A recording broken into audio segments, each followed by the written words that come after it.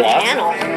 Good panel. Was it? Yeah. I feel like we didn't answer a thing. That's what Mainly I'm because we here didn't to know do. anything. So I hope you're not expecting a lot here either. I'll tell you what I know. Tell us about your episode. The one I'm directing right now. Yeah. It's your third, yeah. It is my third, and it probably will air 3, maybe 4, just depending. It's a bit of a one-off episode, kind of a standalone episode, which I always like. Those are always fun, It kind of gets the brothers back to their their original format. So it's there's one flashback of Sam and what life was like while Dean was in Purgatory for him, which is something that we're going to probably see in more episodes, and it's just going to be a bit of an onion effect. You just kind of peel layers and layers off of what happened while the brothers were separated, and getting an idea of what life was like for Sam, getting an idea of what life was like for Dean in Purgatory. There's a few new characters introduced in the first episode, not in my episode, because mine's a one-off. So some of the long lead storylines and the mythology storylines are going to be more touched on, obviously, in the season premiere. But yeah, of course, we're posing giant problems for the guys that they have to once again, climb this mountain of filth to get over, and we'll see what happens. Can you share anything at all about any of these new characters or some of those badasses that we're going to meet in Purgatory? See, here's where I need to be a writer, because I can tell you, I haven't read anything that has given really specific descriptions of what these guys are doing or who these guys are.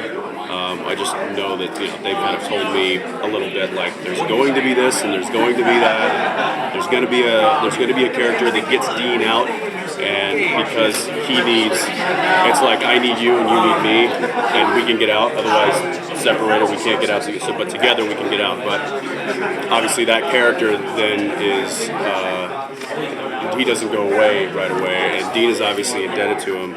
And of course, he's not a good guy. Oh no, not in Purgatory. Not in Purgatory, no. So that is a character that gets introduced in the first episode, and what's that? We do, but I don't know. I don't want to get like buzzed if I get the name out. So it is a guy. I give you that. So yeah, that character stands to pose a bit of an issue for Dean. Because maybe there's things that Dean has hidden that he doesn't want to tell Sam that happened in Purgatory. Much like his experience in Hell, when the floodgates kind of opened up that one time and he explained what it was like in Hell. We might have a bit of there might be something like that as far as his time in Purgatory. Why do you think that Dean has had such a hard time forgiving Cass when he did forgive Sam for a similar betrayal? I mean, I think the easy answer is blood. I think the easy answer is family.